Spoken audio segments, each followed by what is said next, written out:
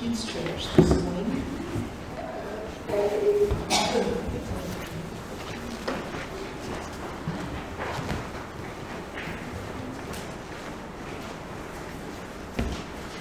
Well, good morning, everyone. Good morning, Andrew. I'll even turn that on so that the sound desk can have it play and mute me later on if I go too long.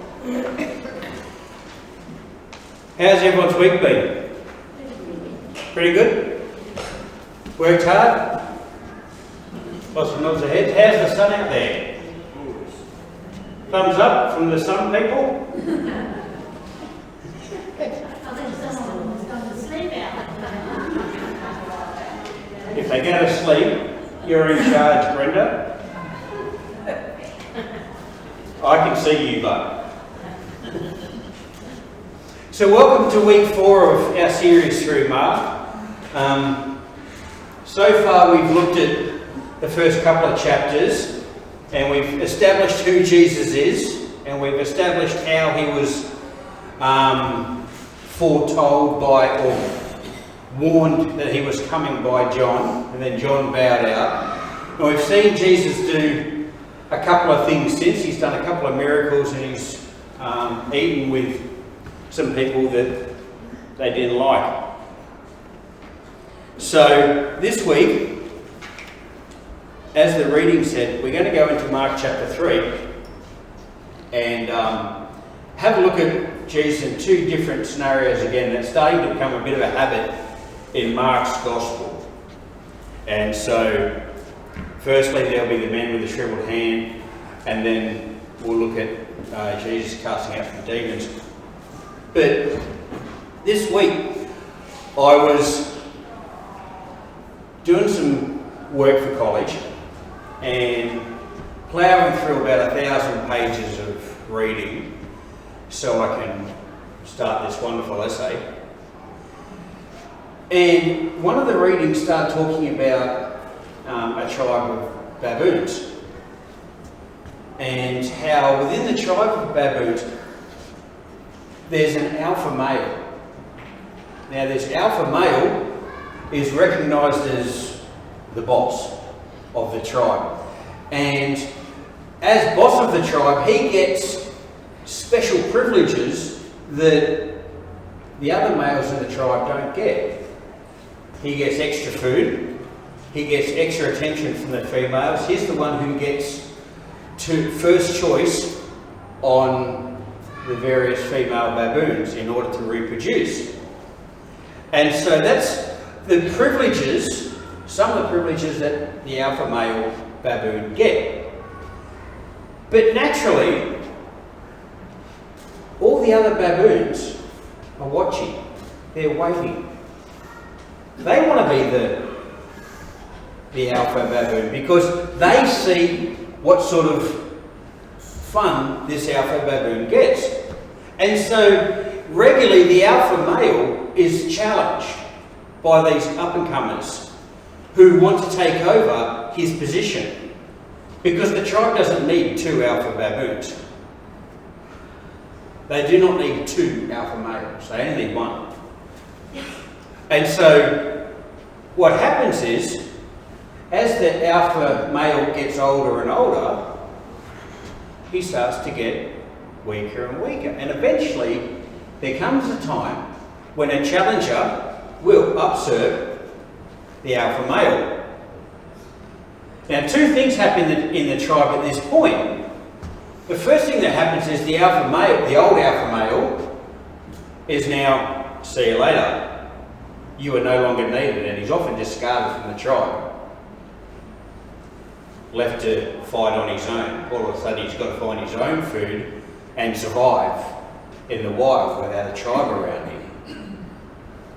The other thing that happens is it often becomes a bit of a free-for-all within the tribe for a while the males start working out a new pecking order, and they work out, okay, who's going to be the next alpha male, and that usually happens with fighting and challenging and all these sorts of things.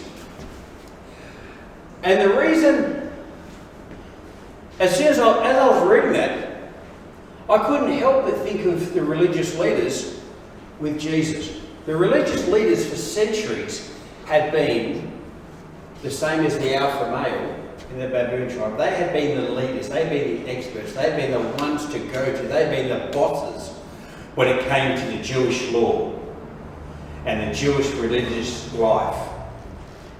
They were the ones who were looked up to, they were the ones treated with special privileges, they were the ones who everyone wanted to look at. And all of a sudden you've got this up-and-comer from Nazareth who not only can heal people, but he actually takes on an authority that the religious leaders are feeling very, very threatened by. And they're worried that as the alpha male of the Jewish religion, so to speak, that they're about to get upset. They're about to get booted out and left for dead. And so they're very protective of their position, as we continually see. And so if we turn to the first passage today, verses 1 to 6, if you look at the word watching, which was in verse 2, they were watching for a reason, looking for a reason. That's a key word, because we're not talking about just sitting back eating a bag of popcorn. Oh, let's see what happens today. This is an intent, focus. This is something that they're not just, oh, we happen to be here, why not swing by and have a listen, see what he does today. This is an intent, focus to see if something's wrong, to catch him out, to try and trick him. This is a deliberate planning by their part. So they're already scheming, even before he does anything today, they're already trying to work out how can we do this? How can we hold on to our position and put this person back where they belong? And so Jesus confronts them again.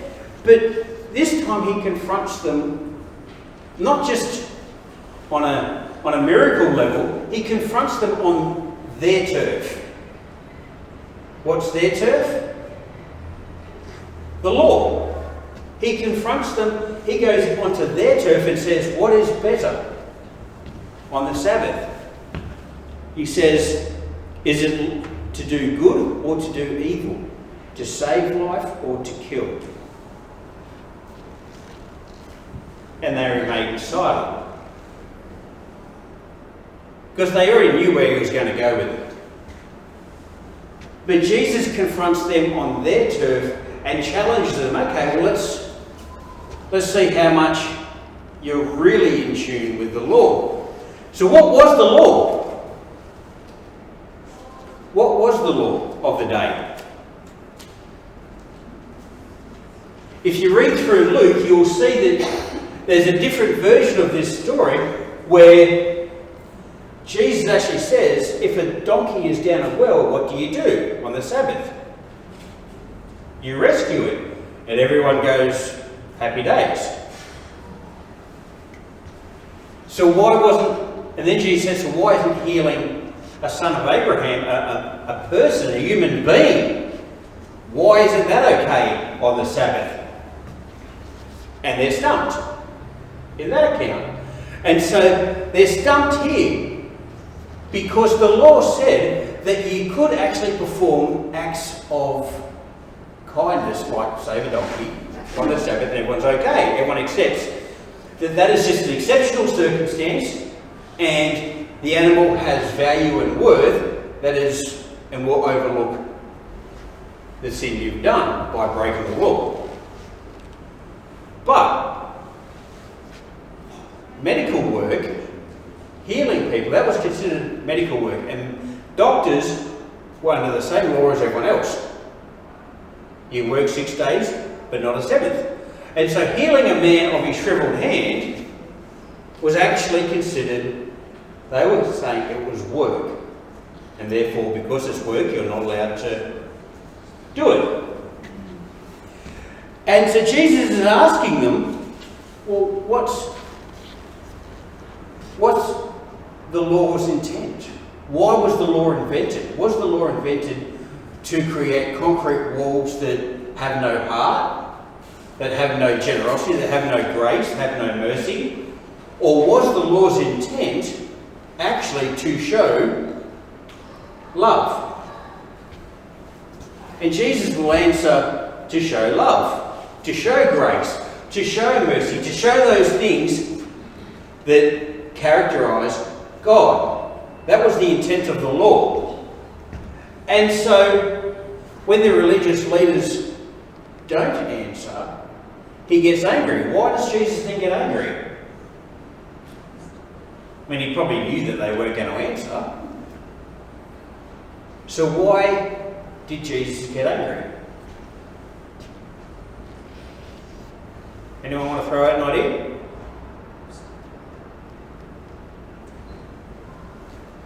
Because he has such a passion for people knowing God, and he's bringing in his new kingdom, God's kingdom. He's making everything right again, and the intent of the law has been sidetracked so that instead of being a law that brings people back to God, it's a law that's being focused on what do I do? Things that I have to obey because the law says so. It was given, people were worshipping the law, they were not worshipping God. And that's why Jesus was so frustrated. Now, we need to remember, and I've said it before, that a lot of the Pharisees were actually really good people. They genuinely loved God. They genuinely wanted to serve God. And the early church was full of Pharisees. Pharisees that saw that eventually, they saw that Christ was actually the Messiah. And that was actually the basic reason why in Acts 15, when the early church has the debate about circumcision, and does a person need to be circumcised before they can become a Christian, the whole basic reason, if you want to boil that down into one sentence, the reason for that was that the Pharisees in the early church, who were genuinely God-loving people, thought that was the right thing to do. And so then you had Paul and Peter saying, no, God's actually embraced them into his kingdom without circumcision. But the Pharisees, most of them were genuinely God-loving people. And so it's not a case of these people hate God, they hate Jesus, they hate everything. Most of them actually loved God, but they were used to being the alpha male of the religious world.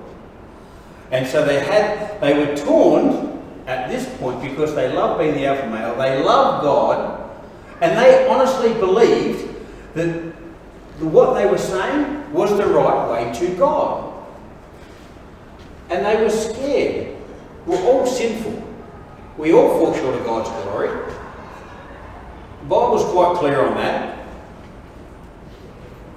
And so these people were no different. They weren't perfect. But what they are doing is, on one hand, they love God. They want to see people come to God. Second hand, they truly believe that the law, and obeying the law to the letter, is the right way to get to God. And thirdly, this usurper's coming along saying otherwise. And you've got this interflow mix that, as you can see in the Gospels, gets rather messy sometimes. And so, when we read the Bible, and hopefully by this time, this is week 4 of Mark, if you haven't had a chance yet, let me encourage you this week to read Mark. Read through the entire book in one setting. It's the shortest of the Gospels, 15 a bit chapters. We'll get to that point later in the series, why I said that. Just tuck that away. Won't take you long. But by sitting down and just one hit reading through Mark this week, it'll refresh what we've spoken about so far, and it'll prepare you really well for the next part of the series, where we're going to head from here. But the question, as you read through Mark, let me ask you this. Who are you in Mark? Who is the person in Mark who you most identify with? Who's most reflective of your attitudes, your choices, your beliefs? Who is most appropriate? And I say that because quite often we're actually the Pharisees. As believers, we're often the Pharisees in Jesus' parables, stories, teachings, rebukes.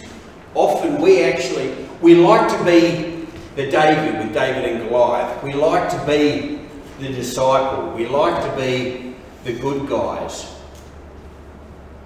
But often we're not. Often we're the rest of the Israel army while Jesus is David. Often we're the Pharisees getting all torn up because we love God. We honestly believe what we believe to be the right thing to believe about God, and at the same time we've got these other people saying something different, and that's often us. And so let me challenge you, as you read through Mark this week, to ask yourself, which person am I honestly identifying with most? Challenge yourself. Be open. Be frank. Has anyone watched Pirates of the Caribbean?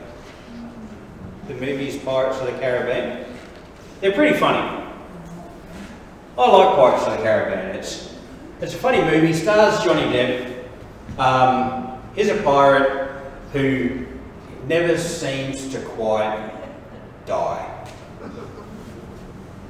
Somehow, it doesn't matter who is trying to kill him or why they're trying to kill him or whatever the situation, he's this bumbling pirate who never seems to die. Always seems to get out of it, somehow, some way. Not usually through his geniusness, I might add, but he usually gets through it. And the reason I bring this up is because he says, in one part of one of the movies, he says, you can trust a dishonest man because you know a dishonest man is going to be dishonest. It's the honest men you need to not trust because you never know when an honest man is going to be dishonest. And you kind of, I said that one, actually there's kind of a bit of element of truth to that, isn't it? It's kind of a little bit of a, But Jesus, it's interesting, as we go through Mark, and there's already been a couple of times when Jesus Mark's told the story of Jesus casting out demons. And there's more stories as you read through Mark this week. But what does Jesus say every single time he casts out a demon? What does the demon do and what does Jesus respond with?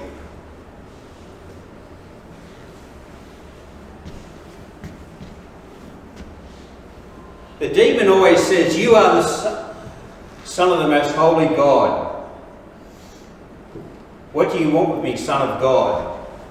The demons know exactly who Jesus is, and they scream it out every single time Jesus casts out a demon. And what's Jesus' response every single time he casts out a demon? And the demon starts to say that. In the Andrew Bible, it says, shut up. Knock it off. And the reason Jesus says it, why does Jesus say that? I mean, surely, let's look at this for a second, just look at it from this perspective. Jesus is here on earth as the Son of God to make things right between humans and God again. Okay?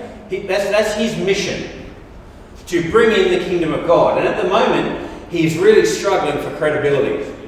He doesn't have too many believers.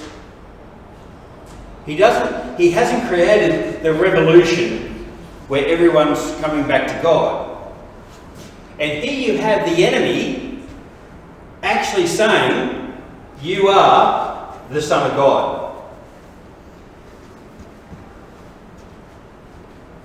You actually have the enemy saying you are the Son of God. The enemy is actually admitting the truth. Why doesn't Jesus allow them to speak?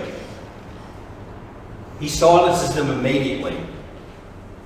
Doesn't even let them get out a second line. It's just stop. Why is that? Ever thought about that? As to why Jesus does not let the demons speak. It's actually quite a simple one. Think about it. Things go through. Jesus goes to the cross. Jesus dies, wins the victory, and wins it through resurrection on the Sunday. What do you think Satan would do at that point? Yeah, what happens, I guess? Everyone's still a bit scared. He feels sorry for himself. Satan feels sorry for himself? Yeah, that's one thing he'll do. But there's something else. There's something else besides feeling sorry.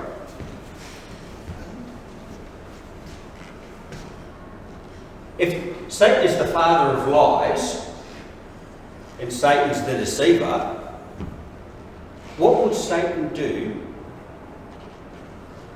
if Jesus allowed his demons to keep professing Jesus is the Son of God? Why doesn't Jesus want their testimony? They're usually they are liars, and people would know whether they were saying something. I don't know. I think they twist the truth around somehow. Twist it around.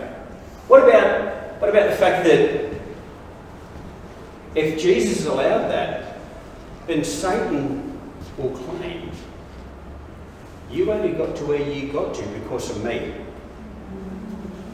It was me who got you to your victory. You owe me because I gave you testimony. I affirmed to those people who you were. It is me you owe loyalty to. And so Jesus goes, I'm not having a bar of it. You will have no part in my mission, in my progress. Whatever happens, you're not going to actually be able to claim any glory. So every single time he says, knock it off.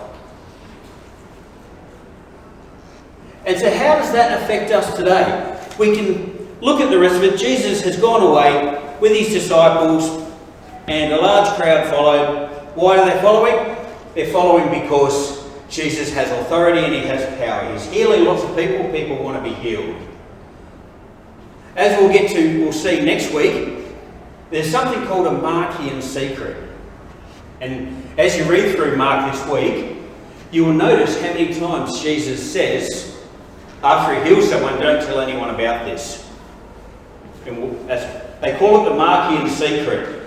It's got a lot of people confused, and fairly enough, but we'll have a bit of a play with it next week. But Jesus goes away. Lots of people come because they want to be healed, and Jesus is very cautious because he doesn't want to turn this into a roaming circus. He is not just a miracle worker roaming circus, throw your coins and be gone. He is here to preach the good news. What's the good news? God's kingdom's coming in. His ability to do miracles supports that preaching. It shows his authority and his power, but that's not his purpose. Which answers the question, why didn't he just heal everyone across the land? Because that wasn't his purpose.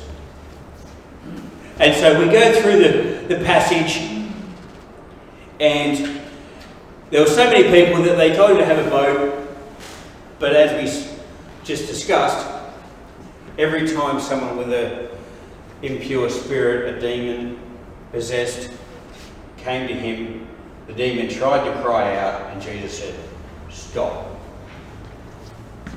Now, it's interesting because the next passage then goes on and lists out the disciples. And this is where Mark lists out the 12 apostles that were appointed, the 12 disciples. And up to this point, I've been focusing heavily on Jesus' authority and Jesus' power and the person of Jesus and why Jesus is here. And that's the theme of the series, and we're going to keep looking at that and exploring those and seeing how that works through Mark. But the next little bit, which we didn't read and we don't have time to delve into deeply, is where he appoints 12 disciples, not apostles. And Jesus gives them authority to cast out demons. And again, we see Jesus' authority. See, it may come as a shock, but if I went to Scott Morrison tomorrow morning and said, "Scott, you need to just declare the entire country debt-free. Nobody owes anyone anything anymore. Starting afresh, wiping the slate clean." Do I have that authority? Do I have the authority to even ring Scott Morrison, our Prime Minister, up and go, "Look, Scott, want to have a chat?" No. I'm not even going to get through. I don't have that authority. And Scott, if we're going to be completely honest, doesn't actually have the authority to just jump on a press announcement, a press release and go, "Okay, Australia, I declare everyone debt-free." Even Scott doesn't have the authority to then carry that out. You only can authorise what you have the authority and control over. Yet Jesus authorises the disciples to cast out demons. Now, he can only do that if he has the authority. And in other Gospels we read where when the disciples came back, what did the disciples do? They were amazed because demons obeyed them. Jesus had the authority. But Jesus wasn't going to take Satan's testimony. He was only willing to take his testimony and the Father's testimony. That's all he relied on.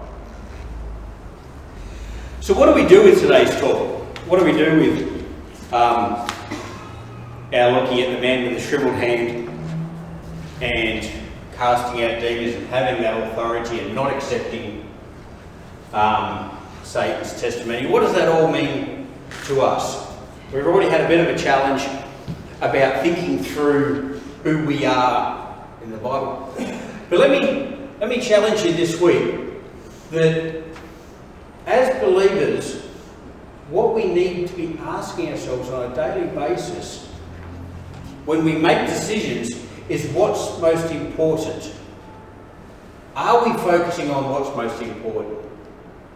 See, is our goal to have everyone just like us? Is that our goal? Do we want lots of mini Andrews running around? Or mini Helens running around? Or lots of mini Grahams running around? Or lots of mini Robins running around? Does everyone need to conform to Robin? Robin's a very wonderful lady, I'm not saying that at all. She wasn't part of the baboon tribe, she was.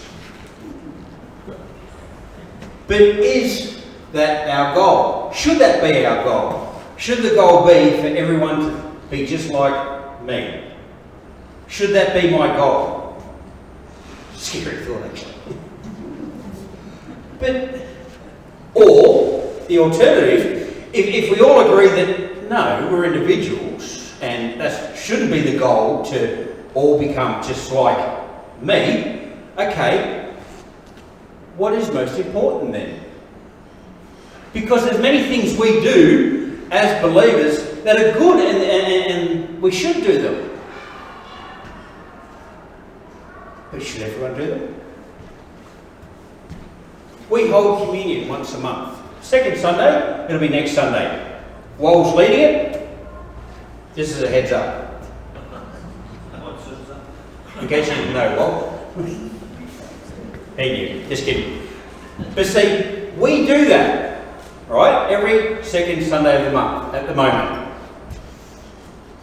Does that mean every church should hold communion on the second Sunday of the month? Should every church do that? Some churches hold it weekly. Some churches hold it fortnightly. Some churches hold it every 3 months. What is most important? Is what we do, making everyone just like us, most important? Or is it helping people see Christ as Christ is? Helping people come back to God as they were designed to do. Because if that's the goal, then we need to understand there needs to be a flexibility. A couple of weeks ago I mentioned salvation issues. There are some issues which are salvation issues. You must recognise that Jesus is the Son of God. You must accept that. That's a salvation issue. We can't say Jesus was a prophet. We can't say Jesus was a good teacher. We can't say Jesus was... That's not who Jesus was. Jesus was the Son of God. That is a salvation issue. But whether we meet at 9:30 on a Sunday morning, or 9 o'clock, or 10 o'clock, or 5 p.m, whatever works. We can change it if we want, we can not change it if we don't want. Of course, we've got to hold a meeting and make it a full luncheon as well, and then bring cakes, because we're Baptists, so we have to. But we need to work out what is actually important and what is our own preferences. Commit with everything to the salvation issues, to living out God's light in our community. But at the same time, understand there are some personal preferences, personal desires that are not salvation issues. We can hold on to them, but we should not be forcing others to fit our mould. We look to Christ. We serve Christ. That's the testimony we want. Let's pray. Father, I just thank you so much that you are a great and heavenly God, that you are awesome, that you sustain all things, and that you are most important, and that you designed us to have a relationship with you. I pray that you will give us the wisdom to be able to work out what is truly important and what is a personal desire, Lord, and help us this week to reflect you into our various communities so that they will see you for who you are, not see you for who we think you are. We pray you for this in your Son's name. Amen. So we're going to have another song now.